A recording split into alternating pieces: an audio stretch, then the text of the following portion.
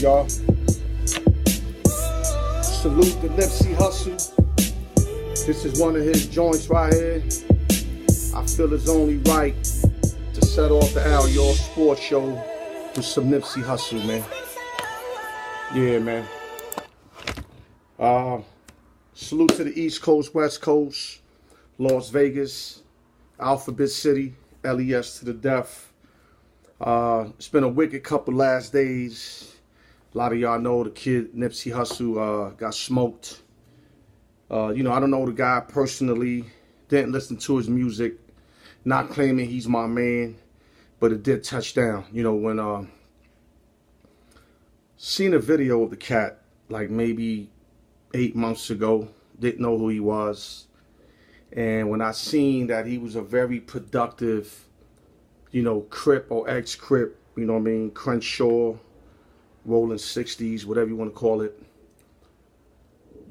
changed his life, had like the second best album, in the Grammy Awards, and, just went to his hood, right where he grew up at, and tried to, make change. He tried to make change in his hood, and he actually was succeeding. He put multiple businesses. He had his marathon shop.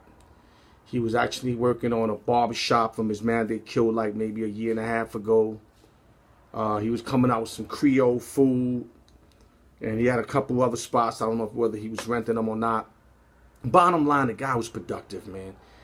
I'm all in for the winners, man. You know what I mean? I took a loss because he's a winner, and I admire winners.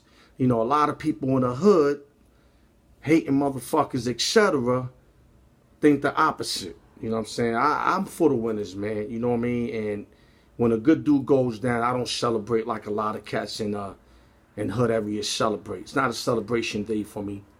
And like I said, I respect the guy's hustle. He was only 33. He still was very young, beautiful wife, family, doing it hard. Remind me of Snoop Dogg.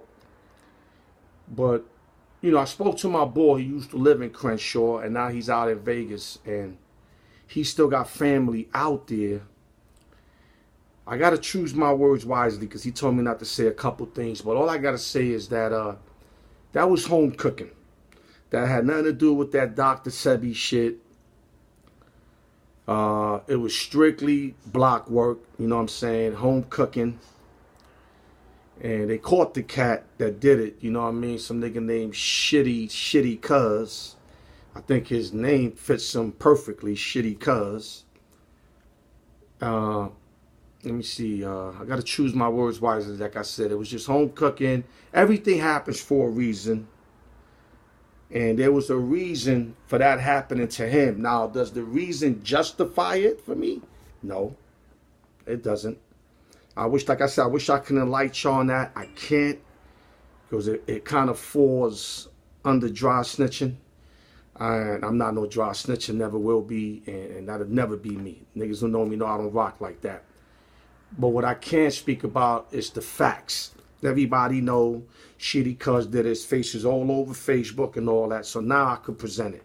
But I'm not going to present shit that I don't see on Facebook. I'm not going to do that. The bottom line is, everything happens for a reason, but the reason didn't justify it for me.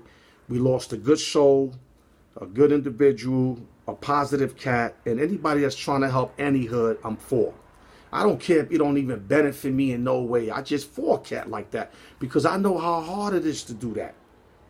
I know how hard it is because when you're shining in your hood, niggas hate more on you. I mean, I went through that in New York, and I was like a baby compared with this nigga worth, man.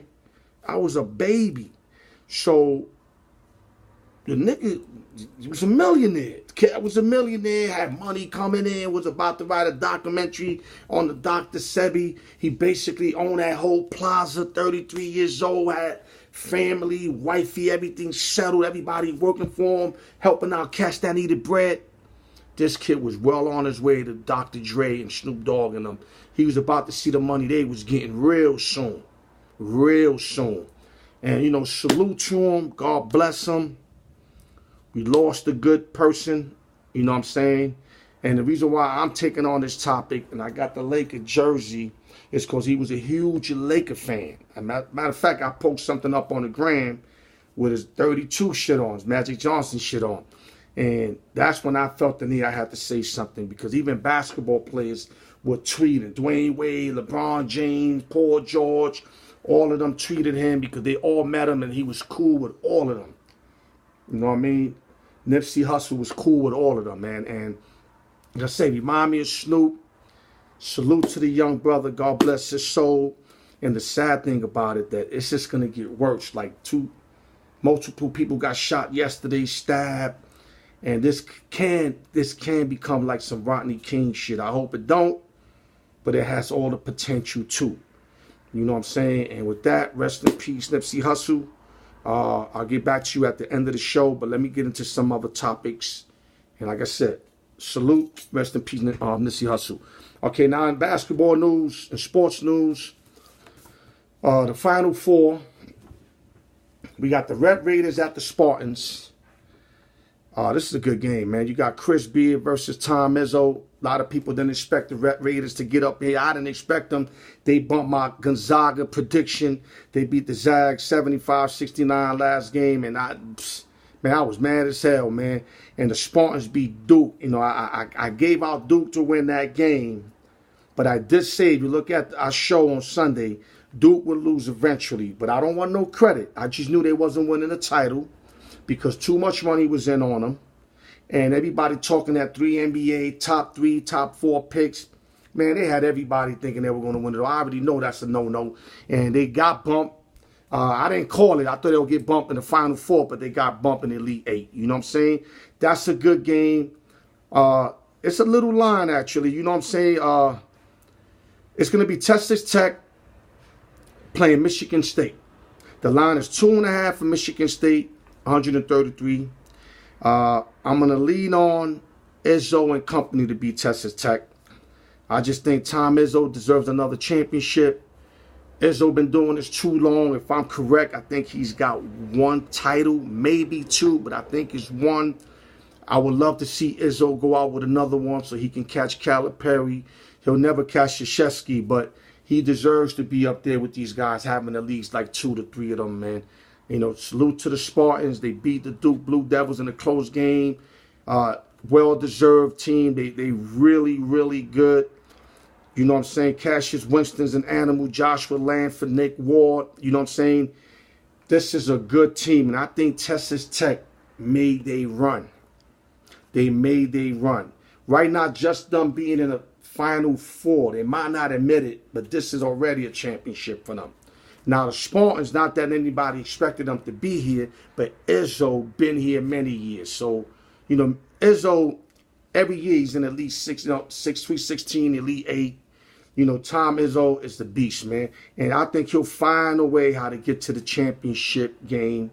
I like Michigan State as -2.5. I might bring it down to 2 or maybe even money line it. But they should be the Red Raiders. Now, in the other game, it's the Auburn Tigers 30-9 versus Virginia 33-3. Auburn Tigers missing like they missing their Draymond Green. Because I see them like a Golden State Warrior team where they all shoot threes, and the one tough guy they had was Draymond Green. Well, they missing Okoye. Okoye's huge, even though they beat Kentucky without him because the threes were falling. See, this is the type of game I predicted that Virginia would lose. If y'all remember the beginning of the year, I said Virginia would not make it because there'll be a team that can spread them out. They haven't faced that team that spread them out. Now, they played a team early in the year. Shit, man. I had the team right here. I can't remember, but they were down 7. It could have been Gardner-Webb. I might be wrong. But they were spreading them out a little bit early. They were down like 7, 10 points, I think, the first game of the tournament. But then they came back, they handled their business, and they won. And then another great game they played was against the Boilermakers. That was a great, great game with Edwards lighting them up from everywhere. So Virginia's showing me something where they can give up the 3 and still win the game, which I thought they couldn't overcome that. But this is the real test for them right here, because now you got Auburn who can spread them out. All 5 dudes can hit threes. And if you hit those threes, what happens is you open up the defense where you make them weak on the penetration. And Auburn, who really can't penetrate because they shoot three so much, there's going to be a time where Virginia's going to get out there and they're going to have to go to the hole and convert. And that's where I miss Okoye at. But if they happen to pull it off against Kentucky, I think they could pull it off against Virginia. But I'm not picking them to win money line. Take Auburn Tigers plus the 5. It's 5 points. Take them plus the 5. Take Michigan State. Bring them down to -2 at 2.5 or even money line. So those are the 2 leans I'm giving y'all. I'm giving y'all 2 leans. Take advantage of these 2 leans. Auburn Tigers plus 5. Michigan State -2 or the money line. Not 2.5, because if they win by 2, then you lose. It could be a close game like that. Texas Tech is no joke. They will battle, and they will be in this game all the way, but I just think the Spartans will prevail. And in other news, the AAF suspends action. The Alliance of American Football suspend football operations as of today. Sad situation. I thought the league had life, even though they jumping in a bad time, because they jumping in, when the March Madness stuff is kind of going on, during, the college basketball season, the NBA season. The only thing good about what I really like about them coming on was after football, because you don't want to compete football with football. But I think they would have had a better chance if they would have started that league more like going into the summer, right after March Madness, because everybody's stuck on March Madness. Everybody's stuck on that. So they made it kind of difficult on themselves to do it during, the madness, the tournaments, even the latter part of the year, NCAA, which is a tough fight because NCAA got their viewers. They got their loyal viewers. And not to mention, they didn't have a strong product.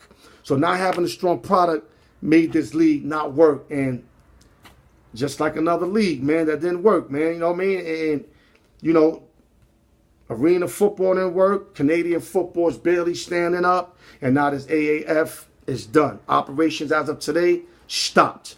And like I said, let's go back to Nipsey Hussle. Salute to the brother. Rest in peace. And with that, I'm going to let this play for a little while for y'all, man. Salute to the brother Nipsey Hussle, man. God bless your soul, brother.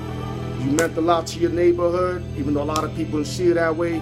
You looked out for dudes that needed looking out for. Salute, brother. Alyork Sports, man. Love. Enjoy this, y'all.